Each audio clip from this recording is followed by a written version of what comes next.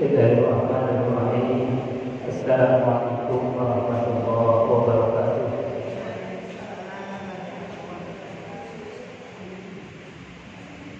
Bismillahirrahmanirrahim. Nahmaduhu wa nasta'inuhu wa nastaghfiruh. Wa na'udzu billahi min shururi anfusina wa sayyiati a'malina. May yahdihillahu fala mudilla lahu wa may yudlil fala hadiya lahu. Rabbi ishrah li sadri wa yassir li amri wahlul 'uqdatam min lisani yafqahu qawli. Qala Allah ta'ala fi kitabil karim wa huwa asdaqul qa'ilin. A'udzu billahi as-sami'il 'alim minasyaitonir rajim. Bismillahirrahmanirrahim. Ya ayyuhalladzina amanu taqullaha haqqa tuqatih wa la tamutunna illa wa antum muslimun. Hadirin ibu-ibu jemaah pengajian Masjid At-Taqwa yang dimuliakan Allah Subhanahu wa taala. Sehat sedaya Bu. Ibu-ibu, halo. Suaranya mana? Kok lemes? Sehat sedaya Bu. Alhamdulillahirabbil alamin. Pada sore hari ini kita bisa hadir di majelis yang mulia, majelis ilmu, majelis zikir, majelis silaturahim. Mudah-mudahan mampu menciptakan kita menjadi orang yang mulia di hadapan Allah. Amin Allahumma amin. Kedua kalinya salawat dan salam kita aturkan keharibaan bagi Nabi besar Muhammad sallallahu alaihi wasallam, uswah hasanah kita, teladan paripurna yang dengan kita mencontoh beliau, apapun yang beliau ucapkan dan beliau perbuat, maka insya Allah kita termasuk manusia-manusia mulia di hadapan Allah. Amin Allahumma amin. Jamaah yang dimuliakan Allah, sebentar lagi kita akan memasuki bulan Dzulhijjah. Di antara yang disyariatkan di dalam bulan Dzulhijjah itu Allah perintahkan di dalam Al-Quran surat yang paling pendek yang terdiri dari 3 ayat. Saya kira ibu-ibu suratnya hafal semua. Namanya surat Al-Kautsar. Surat apa Bu? Hafal betul? Hafal ya? Moga sarang-sarang. Bismillahirrahmanirrahim. Inna a'tainakal kautsar fasholli li rabbika wanhar inna syani'aka huwal abtar. Itu adalah surat terpendek, terdiri dari 3 ayat. Yang 3 ayat ini Allah Subhanahu wa taala mengingatkan kepada kita. Kata Allah, inna sesungguhnya kami Allah a'tainaka telah memberikan kepada kalian, telah memberikan kepada kamu wahai Muhammad, telah memberikan kepada kamu, pada kita sekalian. Apa yang telah diberikan Allah? Yaitu Al-Kautsar.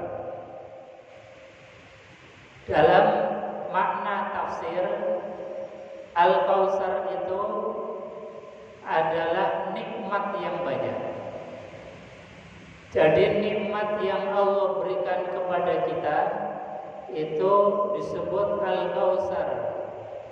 Nikmat yang sangat banyak karena kita tidak bisa menghitung nikmat meskipun yang melekat di tubuh kita.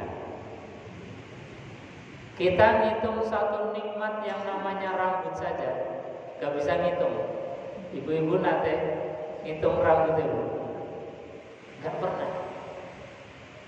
Itu baru satu item nikmat dari Allah yang namanya rambut.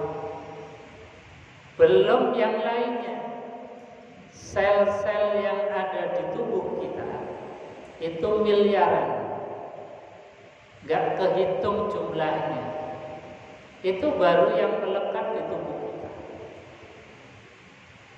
Makanya disebut Al-Kautsar, nikmat yang banyak, nikmat yang tidak terhingga, yang kata Allah, wa in ta'uddu ni'matallah la tuhsuha. Kalau kalian, kata Allah Subhanahu wa taala, ingin mencoba menghitung-hitung nikmatku dengan alat yang paling modern sekalipun, la tuhsuha, pasti tidak akan bisa menghitung. Nah, ini namanya Al-Kautsar. Dalam makna yang kedua, Al-Kautsar itu artinya sumber mata air atau telaga, yang telaga ini adalah milik Rasulullah SAW. Jadi sertifikatnya itu atas nama Rasulullah, yang diperuntukkan untuk umatnya Rasulullah SAW yang masuk surga. Namanya Telaga Al-Kautsar. Yang Telaga Al-Kautsar ini disifati oleh baginda Rasulullah SAW.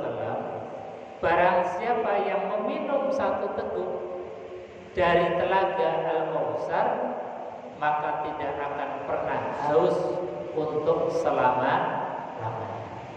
Mudah-mudahan kita termasuk orang yang diberikan izin oleh Allah untuk meneguk air Telaga Al-Kautsar.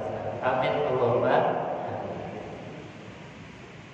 Jadi makna Al-Kautsar, kata Allah, sesungguhnya kami telah memberikan nikmat yang sangat banyak kepada kalian.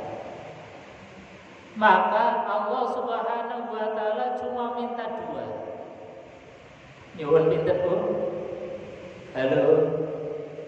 Kok nggak ada suaranya? Dengar nggak, Bu? Bengong ya? Feedback ya suaranya. Jadi Allah Subhanahu wa taala sampai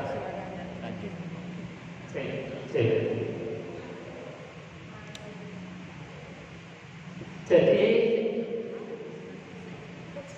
ketika Allah Subhanahu wa taala memberikan nikmat yang banyak, itu minta dua hal kepada kita. Fasholli li rabbika wanhar. Kata Allah untuk mengkompensasi, mengganti nikmat yang telah Allah berikan kepada kita yang sangat banyak.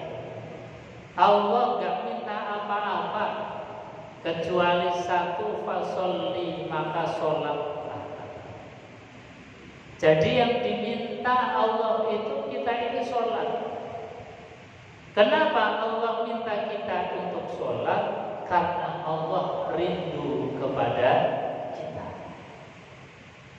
Allah rindu kepada kita, pengen ketemu kita ini sehari semalam sampai 5 kali.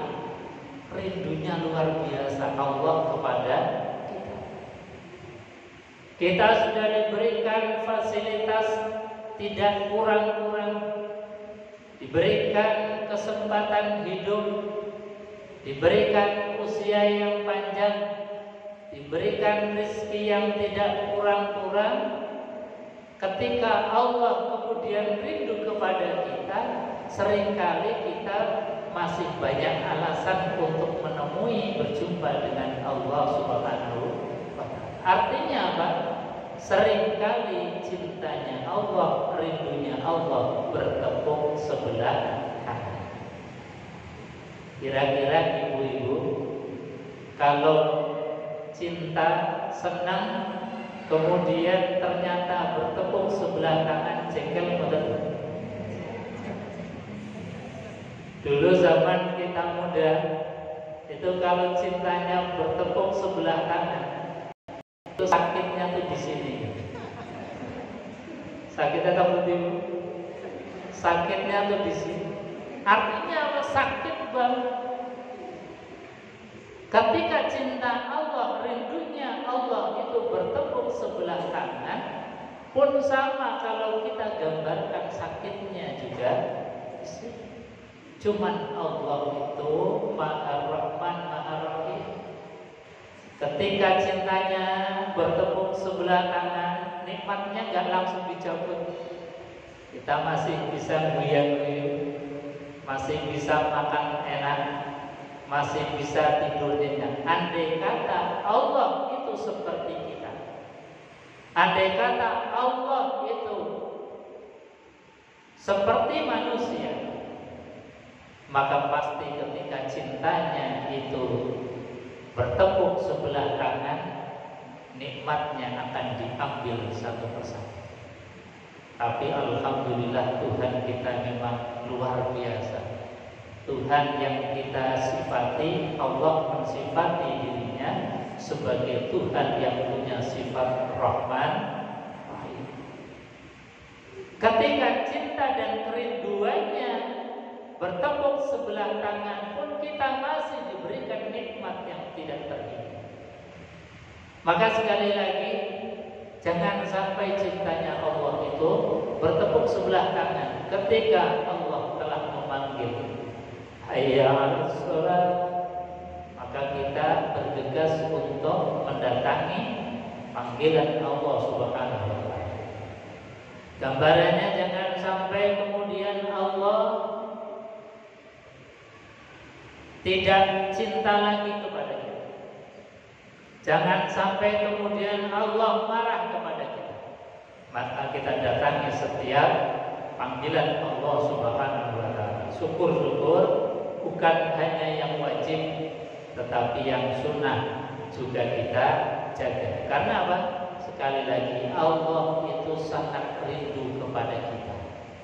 Maka kita balas kerinduan Allah dengan mendatanginya, ruku, sujud di hadapan Allah, berjumpa dengan Allah, berduaan dengan Allah. Itu Allah sangatnya luar biasa. Ini yang pertama. Yang kedua, Allah minta dari kita setelah kita diberikan nikmat yang banyak, Allah perintahkan wanhar. Setelah sholat, kemudian kita berkurban. Jadi kurban ini diantara konsekuensi barter kompensasi kita telah diberikan nikmat yang tidak terhingga. Jangan sampai nikmat yang banyak itu kemudian kita tidak syukuri. Diberikan harta yang banyak, Idul Adha plus lewat gak menyembelih apa-apa. Ini namanya kita belum menjadi abdan syakur. Hamba yang berterima kasih kepada Allah, diberikan keleluasaan rezeki, kemudian kita gunakan untuk menyembelih hewan kurban. Nah, sore hari ini kita akan spesifik mengkaji tentang ilmunya kurban. Dalam kitab Bidayatul Mujtahid ini ada satu bab kitab Dhuhaya, kitab yang menjelaskan tentang berkurban. Dimulai dari tentang hukumnya berkurban. Sejatinya kurban itu hukumnya masih apakah sunnah, apakah sunnah muakkadah, apakah wajib. Nah, di sini kita akan melihat pandangan para ulama di dalam memberikan status hukum ibadah kurban. Para ulama berbeda pendapat. Ikhtalafal ulama fil adhiyati hal hiya wajibatun am hiya sunnatun. Para ulama berbeda pendapat tentang hukumnya berkurban. Apakah wajib, apakah sunnah. Pada Malik wa Syafi'i, Imam Malik dan Imam Syafi'i, ila annaha min sunnanil muakkadah. Beliau berdua, Imam Malik dan Imam Syafi'i, hanya memberikan status hukum kurban itu hanya sunnah muakkadah. Apa itu sunnah muakkadah? Sunnah yang sangat ditekankan. Jadi bukan sunnah biasa. Sunnah yang mendekati wajib. Sunnah yang koyo-koyo wajib. Itu namanya sunnah muakkadah. Jadi antara sunnah biasa dan wajib, tengah-tengah. Sunnah yang sangat ditekankan. Sedangkan Imam Abu Hanifah, ad-dhahiyyatu wajibatun 'alal muqimin fil amsar al-musiri. Imam Abu Hanifah itu memberikan status hukum ibadah kurban itu wajib. Wajib itu artinya kalau nggak kurban, bagi yang mampu ini berdosa. Jadi beliau Al-Imam Abu Hanifah mengatakan wajibatun 'alal muqimin fil amsar al-musiri. Wajib bagi orang yang mukim itu tidak bepergian, yang berada di kota-kota besar, artinya yang mampu, yang kaya, al-musiri, diberikan kelonggaran rezekinya, maka menurut Imam Abu Hanifah hukumnya wajib. Dan tidak ada ulama yang menghukumi sunnah biasa, tidak ada. Artinya ini adalah betul-betul hal yang ditekankan di dalam syariat. Karena apa? Kalau kita melihat sejarahnya, kurban dengan menyembelih kambing, kurban dengan menyembelih sapi ataupun unta, itu kan sudah kurban yang menjadikan Allah Subhanahu wa taala mengganti yang asalnya kurban itu menyembelih putra.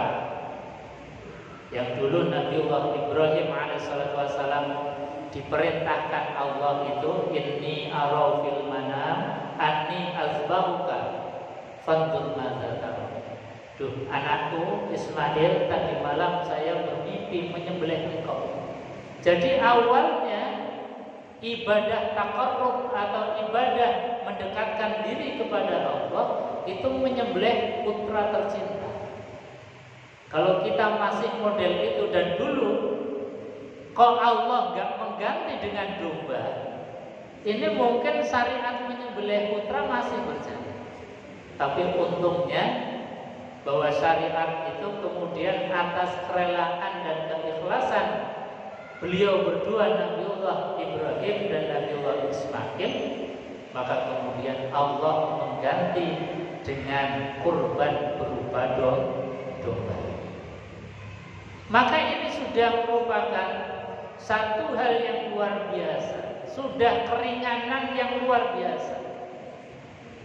Kok sudah diringankan oleh Allah, cukupkan dengan menyembelih hewan, kok kemudian kita belum berkurban, meskipun kita diberikan keleluasaan rezeki, maka kita termasuk orang yang berdosa. Maka kita tergolong orang yang tidak mensyukuri nikmat Allah. Jadi kalau melihat kesejarahannya itu, maka rasanya kita enteng kalau hanya cukup mengorbankan kambing. Jamaah yang dimuliakan Allah. Jadi dalam segi hukumnya, sekali lagi Imam Syafi'i, Imam Malik memberikan pendapat hukum apa pula? Sunnah muakkadah. Kalau Imam Abu Hanifah memberikan hukum wajib. Nah, yang kita harus tahu wasababu ikhtilafihim. Kenapa mereka para ulama ini berbeda pendapat di dalam menetapkan hukum?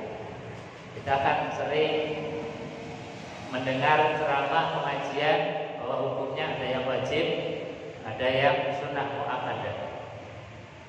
Tapi kita harus tahu urutan kronologinya. Kenapa mereka para ulama memberikan pendapat hukum seperti itu. Nah, di sini disebutkan sebab mereka berbeda pendapat. Innaha laysat biwajibatin wa ruya an Malik misla qauli Abi Hanifah wa sababu ikhtilafin syai'an. Sebab perbedaan pendapat mereka itu adalah hal fi'lihi alaihi salatu wassalam fi dzalika mahmulun alal wujub au alal nadab. Sebab pertama itu para ulama memandang tentang perbuatan Rasulullah sallallahu alaihi wasallam. Apakah perbuatan Rasulullah itu kemudian diartikan wajib atau diartikan sunnah? Lah Rasulullah gimana? Dalam hadis disebutkan annahu lam yatruk sallallahu alaihi wasallam ad-dhahiyatu qattun. Secara perbuatan Nabi itu tidak pernah meninggalkan berkurban qattun sama sekali. Fi ma ruya anhu hatta fi safar. Bahkan dalam keadaan bepergian pun Nabi sallallahu alaihi wasallam tetap berkurban. Maka dari perbuatan Nabi ini kemudian para ulama ada yang menghukumi sebagai wajib karena Nabi tidak pernah meninggalkan. Jadi dari fi'liyahnya itu kemudian dianggap atau diartikan oleh para ulama bahwa ini menunjukkan arti wajib. Sedangkan Imam Syafi'i itu menyandarkan kepada hadis yang hadis ini kemudian menjadi dasar bahwa hukumnya kurban itu hanya sunnah muakkadah. Ini diriwayatkan bahwasanya fa'arada ahadukum ayyudhiyah. Kata Nabi sallallahu alaihi wasallam, "Idza dakhala al-'ashr." Ketika kalian masuk di 10 hari yang pertama di bulan Dzulhijjah. Jadi masuk bulan Dzulhijjah. Fa arada ahadukum ayyudhiyah. Barang siapa yang hendak atau yang ingin berkurban, fala ya'khudh min sya'rihi syai'an wala min azfarihi. Maka jangan mencukur rambutnya dan jangan memotong kukunya. Ini kalau kita berkurban, maka kata Nabi jangan memotong rambut, jangan memotong kuku. Jadi kalau mau potong sebelum masuk bulan Dzulhijjah. Nah, di hadis ini ada kalimat fa'arada ahadukum. Kalau kalian menghendaki untuk berkorban. Artinya apa? Berarti kalau enggak berkorban, ya boleh motong kuku, boleh nyukur rambut. Nah, kalimat arada ahadukum, barang siapa yang ingin. Ini kemudian diartikan oleh Imam Syafi'i dan Imam Malik bahwa ini menunjukkan kurban itu tidak wajib. Karena hanya pilihan. Idza arada ahadukum, ketika kalian hendak kurban. Nah, di sini letak perbedaan pandang para ulama. Dan ini biasa saja. Yang memandang bahwasanya wajib ini untuk mentarbiah kita, memaksa kita agar kita ini bakhil, pelit, bin meditnya hilang. Makanya harus dipaksa dengan hukum wajib. Sebab kalau hukumnya masih sunnah kan sunnah, meskipun sunnah muakkadah. Jadi ini kadang-kadang kemudian kita teledor. Kita ini kemudian tidak sungguh-sungguh. Makanya ada hukum wajib yang ditetapkan oleh Imam Abu Hanifah. Jadi kita tahu landasan hukumnya di dalam berkurban.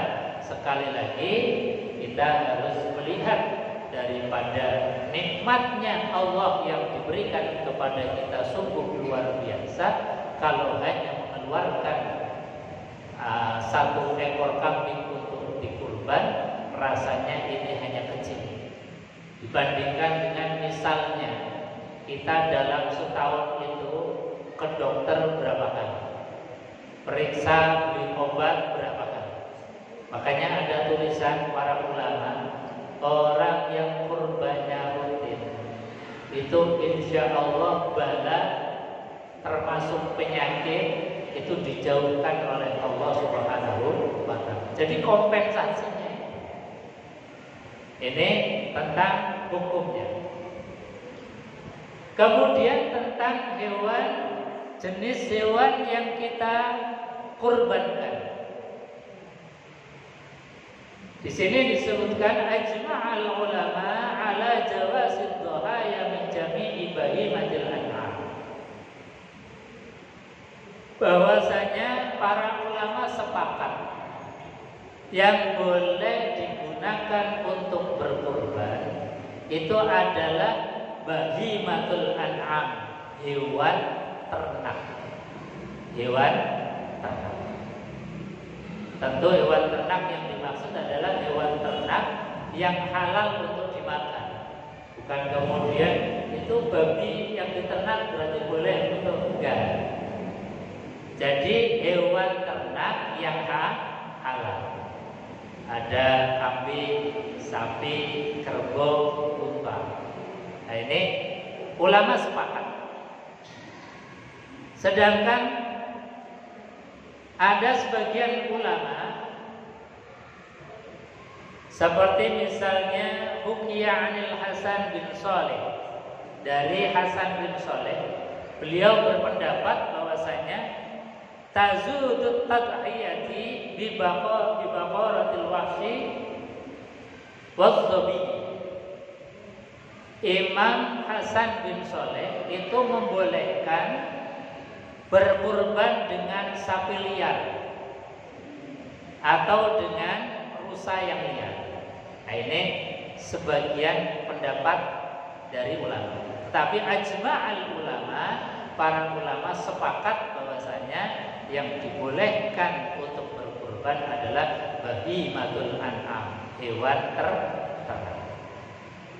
Nah, sedangkan pada yang paling utama itu yang untuk kurban yang bagaimana? Apakah urutannya yang utama unta dulu, sapi baru kambing, ataukah yang utama kambing dulu, sapi baru unta? Nah, di sini para ulama baru berbeda pendapat. Berbeda pendapatnya kenapa? Nah, ini yang kita harus paham. Sebabnya para ulama berbeda pendapat. Fadhaba Malik ila anna al-afdal fi dhahaya al-kibas summal baqar summal ibil. Dalam mazhab Imam Malik, urutan keutamaan berkurban itu adalah al-kibas, kambing, summal baqar baru sapi, summal ibil baru unta. Jadi apa dulu Bu? Kambing, sapi, unta. Ini menurut Imam Malik. Kenapa? Nah ini kenapanya yang kita harus tahu. Sampai Imam Malik memberikan pendapat hukum seperti ini. Satu, karena ketika Nabiullah Ismail alaihissalatu wassalam itu mau disembelih, Allah menggantinya dengan apa? Dengan apa? Dengan domba. Apakah Allah nggak mampu menggantikan dengan unta? Bisa. Apakah Allah nggak mampu menggantikan dengan sapi? Gampang. Tapi yang digantikan untuk menggantikan Nabiullah Ismail adalah kambing. Makanya Imam Malik kemudian memberikan pendapat hukum yang utama urutannya kambing, sapi, baru unta. Juga perbuatan yang dilakukan oleh baginda Rasulullah SAW Nabi Shallallahu Alaihi Wasallam itu dalam sebuah hadis annahu lam yara anhu alaihi salatu wasallam annahu dohaya illa bikabshin. Annahu sesungguhnya Nabi Shallallahu Alaihi Wasallam lam yara anhu, beliau tidak pernah terlihat ketika berkorban illa bikabshin, kecuali Nabi berkorban dengan kambing. Jadi Nabi itu kalau korban nyembelihnya kambing, kecuali pas haji wada itu beliau baru menyembelih unta. Tapi selain haji wada, ketika bulan-bulan haji yang disembelih itu kambing. Makanya Imam Malik mengurutkan keutamaan di dalam kurban kambing, sapi, baru unta. Paham Bu? Kira-kira akan milih kurban kambing atau kurban sapi? Nah, ini urutannya. Wadzhab Syafi'i, sedangkan menurut Imam Syafi'i ini kebalikannya. Yang utama yang paling gede, nyembelih unta, nyembelih sapi atau kerbau, baru nyembelih kambing. Nah, kenapa Imam Syafi'i memberikan pendapat hukum demikian? Ini mendasarkan kepada qiyas hadis dalil Rasulullah SAW yang Nabi mengatakan ketika memberikan motivasi kepada para laki-laki di dalam mendatangi sholat Jumat. Itu Nabi bersabda, "Man roha fi sa'atil ula faka'annama qarraba badana." Barang siapa yang datang untuk sholat Jumat di kloter yang awal, gelombang pertama, itu maka diberikan pahala seperti pahalanya orang berkurban unta. Maka ini kemudian Imam Syafi'i, berarti kurban unta itu yang paling utama. Wa man ra'a fi sa'ati tsaniyah, dan barang siapa yang datang ke masjid untuk sholat Jumat di waktu yang kedua, di gelombang yang kedua, faka'annama qarraba baqarah, maka seakan-akan atau dia diberikan pahala seperti pahalanya orang yang berkurban sapi. Wa man ra'a fi sa'ati tsalitsah, dan barang siapa yang datang ke masjid untuk sholat Jumat di waktu yang ketiga, faka'annama qarraba kabshan, maka seakan-akan atau dia diberikan pahala seperti pahalanya orang berkurban dengan kurban kambing. Nah, dari hadis ini kemudian Imam Syafi'i memberikan urutan keutamaan. Yang utama yang besar unta, sapi, baru kambing. Nah, ini urutan-urutan di dalam keutamaan berkurban. Nah, saya kira ini mari kita kembalikan kepada kita masing-masing. Kalau kita ini mampunya kambing, ya sudah, kambing itu kita anggap yang utama. Karena apa? Baginda Rasulullah SAW kalau berkurban pun dengan kurban kambing. Bahkan ketika Nabiullah Ismail alaihissalam mau disembelih, itu gantinya juga kambing. Saya kira kenapa Nabi itu mencontohkan kambing, dan kenapa Allah menggantinya dengan kambing, agar kita gampang untuk berkurban. Sebab kalau Allah itu gantinya dengan unta, ini kita yang mungkin lagi pas-pasan susah untuk kurban. Karena harus nunggu. Kalau sekarang sapi itu berapa? Sekitar 28 jutaan ya, 25-28 juta. Harus nunggu punya uang segitu.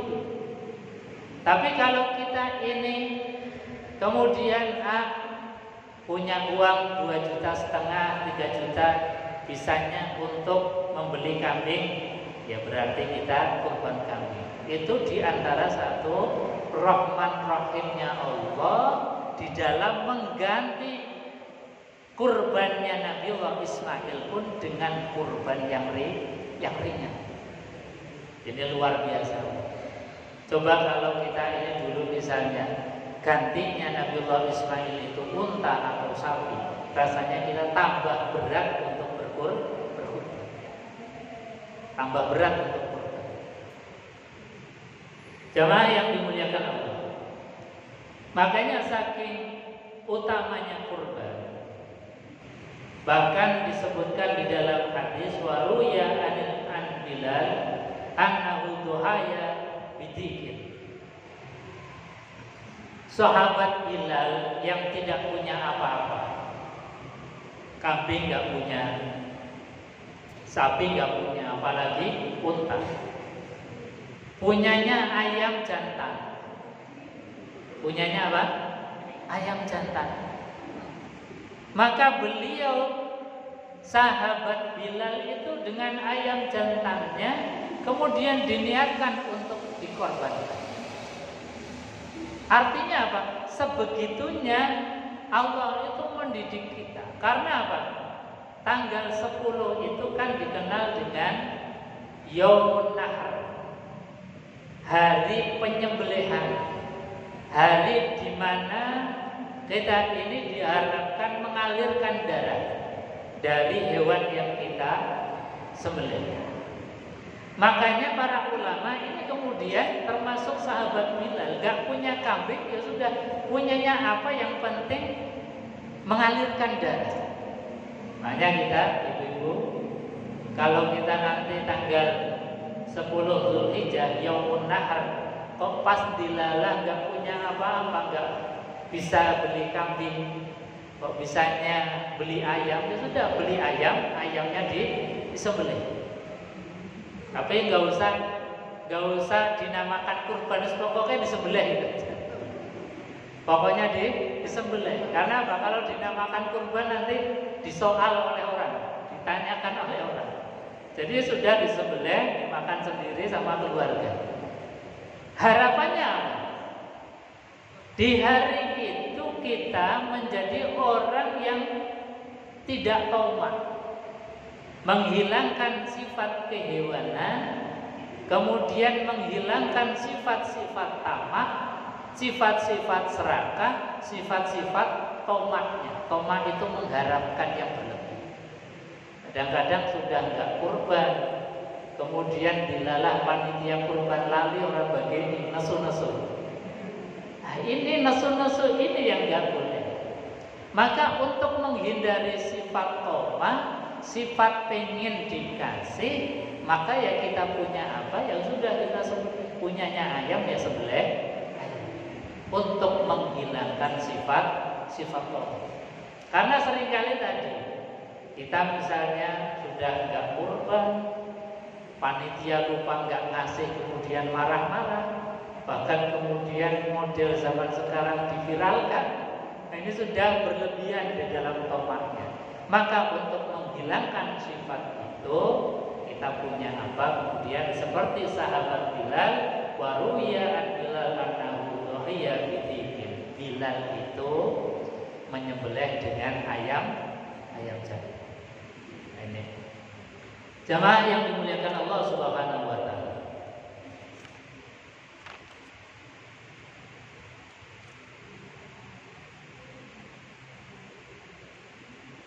Sampai di sini